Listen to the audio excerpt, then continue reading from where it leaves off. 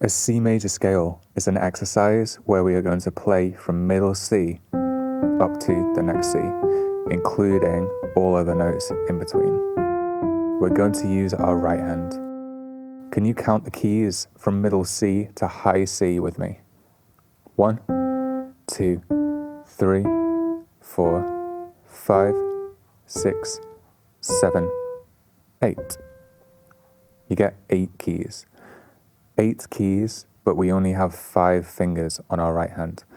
So we need to use some of them more than once to make the scale sound smooth. Our finger pattern is going to be 3 plus 5. So if you start with your thumb, finger 1 on middle C, then finger 2 on D, finger 3 on E.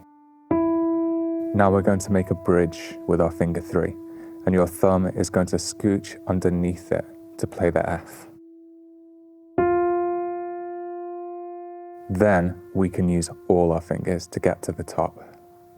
2 on G, 3 on A, 4 on B, 5 on C. Freeze on finger 5. Now we're going to go back down. 4 on B, 3 on A, 2 on G, 1 on F.